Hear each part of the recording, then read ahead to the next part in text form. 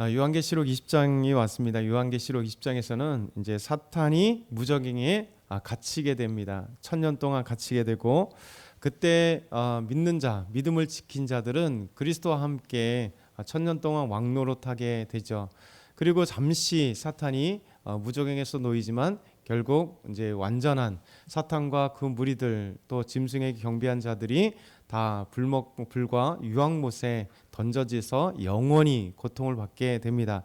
그리고 난 뒤에 이제 둘째 사망인 심판인 생명책이 기록된 자들과 우리에게 이 생명책이 기록된 자와 기록되지 않는 자들을 하나님이 영원히 이제 심판하시고, 그 생명책에 기록된 저와 여러분에게는 영원한 생명을 주시는 놀라운 은혜가 됩니다. 그리고 내일 이제 21장부터는 영원한 천국의 그 아름다움을, 영원히 우리가 살아갈 그 아름다운 천국에 대해서 우리에게 설명을 하고 있습니다. 오늘 말씀 첫 번째는 이제 사탄이 무적행에 1000년 동안 갇히게 되죠. 그러나 잠시 풀리게 된다, 오늘 말씀하는데요. 1절부터 3절 한번 같이 다시 천천히 읽겠습니다.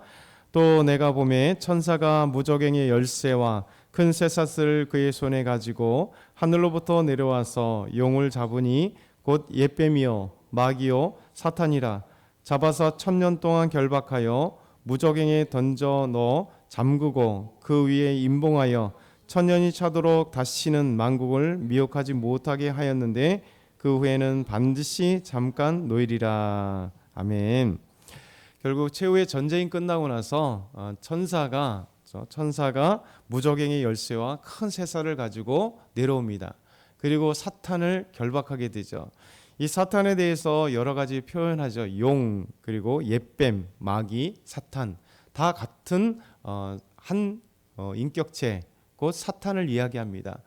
옛뱀이라 하면 예전에 하와에게 찾아왔던 뱀, 그래서 인류를 타락 가운데 인류를 유혹하여서 결국 죄 가운데 빠지게 했던 그 에덴 동산의 뱀을 지칭하는 거고, 그 뱀이 단순하게 이 살아있는 동물의 뱀이 아니라 결국 동물의 뱀 안에 사탄이 들어갔던, 사탄이 뱀의 형상으로 나타났던, 어찌됐든 간에 이 하와를 유혹했던 그 뱀이 바로 사탄이다, 마귀다. 오늘 말씀을 그렇게 하시는 거죠. 그래서 이 사탄의 여러 별칭, 마귀라고도 하고 옛뱀이라고 하고도 또 용이라고 하던 이 사탄을 최후의 심판이 끝나고 나서 우리 주님께서는 이 천사를 보내서 그를 결박하고 무적행에 던져 넣습니다.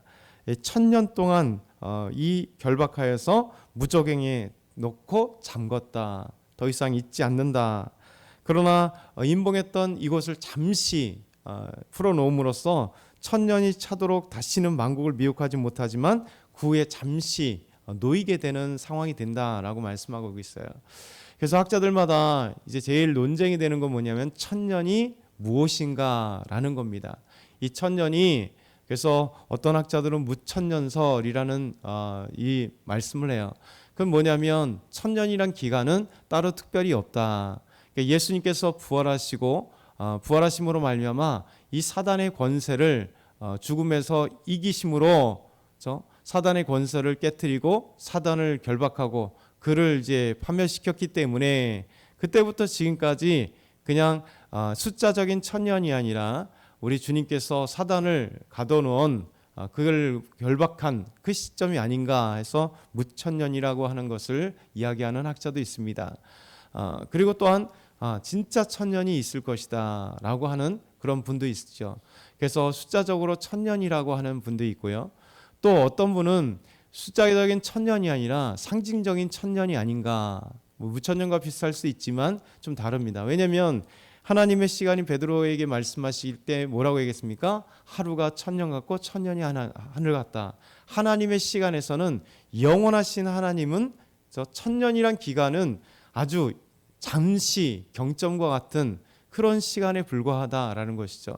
어찌됐든 간에 이것이 예수님 부활한 이후에 교회의 시간의 1000년인지 아니면 실제적인 1000년인지 아니면 상징적인 숫자인지는 모르겠으나 중요한 것은 하나님께서 이 사단을 완전히 이제 심판하시고 그를 잡아 넣었다는 거예요. 그리고 천년이 차서 다시 잠시 풀린다 할지라도 이 사단을 완전하게 이제 불과 유황불에 던져 놓게 되는 하나님이 사단에 대한 심판을 갖게 한다는 겁니다. 이것이 하나님의 승리고 반드시 사단이 묶이고 이제 사탄은 벌을 받게 되는 영원한 심판을 받게 되는 것을 우리에게 말씀하고 계시죠. 그럼에도 하나님께서 우리에게 용기와 희망을 주시고 이 요한계시록을 통해서 우리가 심판 가운데 계속 이 사이클을 돈다 그랬잖아요. 심판일 이 최후의 심판들이 무서운 심판들이 내려지고 그 가운데 하나님께서 믿는 자들 우리 그리스도인들에게 찬양과 영광의 자리에 천상의 예배에 하나님이 우리를 구원하시는 그 놀라운 은혜들을 이제 선포하시는데 오늘 말씀도 그래요. 이제 무적행에 이 사탄을 결박하고 난 뒤에 믿음을 지킨 자들은 어떻게 되는가? 그렇죠? 믿음을 지킨 그리스도인들은 하나님과 그리스도의 제사장이 되어서 그리스도와 함께 사탄이 결박되어 있었던 이 천년 동안 왕노릇할 수 있도록 하나님께서 은혜를 베푸신다. 그래서 4절부터 6절의 말씀이 이 말씀입니다. 우리 한번 같이 읽어볼까요? 또 내가 보좌들을 보니 거기에 앉은 자들을 있어 심판하는 권세를 받았더라. 또 내가 보니 예수를 증언함과 하나님의 말씀 때문에 목배임을 당한 자들의 영혼들과 또 짐승과 그의 우상에 경배하지 아니하고 그의 이마에 손에 그의 표를 받지 아니한 자들이 살아서 그리스도와 더불어 천년 동안 왕노릇하니 그 나머지 죽은 자들은 그 천년이 차기까지 살지 못하더라. 이는 첫째 부활이라. 이 첫째 부활에 참여하는 자들은 복이 있고 거룩하도다. 둘째 사망이 그들을 다스리는 권세가 없고 도리어 그들이 하나님과 그리스도의 제사장이 되어 천년 동안 그리스도와 더불어 왕노릇하리라. 아멘. 저 사도 요한이 봅니다. 보좌들을 보니 거기에 앉은 자들이 있어서 심판하는 권세를 받았다.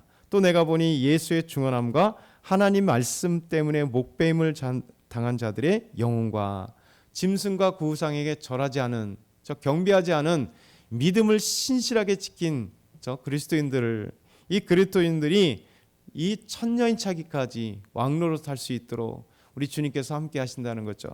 그래서 이 첫째 부활에 참여한 자들은 복된 것이죠. 그래서 그들이 하나님과 그리스도의 제사장이 되어서 천년 동안 왕노릇 하시는. 그래서 우리 그리스도인들에게 믿음을 지킨 그리스도에게는 반드시 하나님께서 상을 주시고 또 힘을 주시는 거예요. 그래서 아까 이 천년이 무엇이 됐든 간에 중요한 것은 우리 주님께서 우리에게 그리스도와 함께 왕노릇 할 수 있도록 영광의 자리에 우리를 주신다. 이것이 바로 최후의 승리이고 우리가 예수님이 이 땅에 오신 마지막 재림 때에도 이 심판 때에도 두려워하지 않을 이유예요. 우리 믿음의 사람들에겐 승리와 믿음의 사람들을 하나님 끝까지 인도하셔서 우리와 함께 하시는 놀라운 은혜, 이 말씀을 우리에게 주십니다. 그리고 아까 말씀드린 것처럼 세 번째, 천년이 찰 때 사탄이 옥에서 잠시 놓이지만 그는 결국 다시 이제 완전한 심판을 통해서 최후에는 불과 유황불에 던져 영원한 고통을 당하게 하신다라고 말씀하죠. 7절과 10절 보면 천년이 참에 사탄이 그 옥에서 놓여 나와서 땅의 사방 백성 곡과 마곡을 미혹하여 모아 싸움을 붙이리니 그 수가 바닷모래 같으리라. 결국 그가 놓였음에도 불구하고 정신 차리지 못하고 다시 마지막 최후의 항전을 결성하고 싸우려고 합니다. 그런데 그 결과는 뭐냐면 그들이 지면에 널리 퍼진 성도들의 진과 사랑하는 son을 두루매 하늘에서 불이 내려와 그들을 태워버리고 믿음의 사람들을 다시 유혹하고 믿음의 사람들과 전쟁하려 할 때 저 믿음의 사람들을 죄에 빠지게 만들고 그들을 죽이려 하고 그들을 고통스럽게 하려고 하지만 이제는 더 이상 싸움이 없다는 겁니다. 이미 그들이 모아서 다시 전쟁을 일으키려 할 때 하늘에서 불이 내려와서 그들을 살라버리는 거죠. 또 그들을 미혹하는 마귀가 불과 유황못에 던져지니 거기는 그 짐승과 거짓 선지자도 있어 세세토록 밤낮 괴로움을 받으리라. 저 이제 완전한 심판을 통해서 다시는 세상 가운데 있지 못할 뿐만 아니라 이제 이들은 활동하지 못하는 영원한 불과 유황 가운데 지옥불에 던져져서 이 사탄은 그곳에서 영원토록, 끝이 아닌 영원토록 심판을 받고 고통을 당하리라, 이렇게 말씀하고 있습니다. 그리고 난 뒤에 이제 영원한 12절의 말씀 보면, 또 13절의 말씀 보면 생명책에 있고 죽은 자들이 자기 행위를 따라 책에 기록된 대로 심판하시리라, 이렇게 말씀하십니다. 그리고 13절에 누구든지 생명책에 기록되지 못한 자들은 불못에 던져지리라. 우리가 이 생명책에 기록된 우리 예수 그리스도를 믿는 자들만이 이제 영원한 심판을 피할 수 있다. 마지막 종국에는 이 생명책을 통해서 우리의 삶의 모든 것이 드러난다는 거죠. 그래서 얼마나 감사합니까? 우리 믿음의 사람들이 또 요한계시록 보면서 힘과 은혜를 받는 이유는 바로 여기 있는 거죠. 그래서 아무리 이 세대가 혼란스럽고 이 계엄 때문에, 탄핵 때문에 뭐 전국이 시끄럽고 혼란한지라도 이것이 끝이 아니라는 거죠. 결국 우리가 바라봐야 될 것은 영원한 천국이고 하나님의 임재하심이고, 그리고 하나님이 우리 삶 가운데 언제든지 함께 하시고 도우신다는 거죠. 그래서 역사 속에서 믿음의 사람들이 항상 깨어서 기도할 때 여러분 어둠 속에서 빛이 비춰지는 겁니다. 그래서 이 어두울 때 오히려 우리 믿음의 사람들은 세대에 흔들리는 게 아니라 오히려 기도하면서 바른 하나님의 정의를 갖고 바른 하나님의 마음을 갖고 이 시대에서 바로 기도하는 사람으로서요, 그렇죠? 이 시대를 깨우는 파수꾼처럼, 등대처럼 기도의 불을 밝히고 믿음의 불을 밝히는 저와 여러분이 다 되길 소망합니다.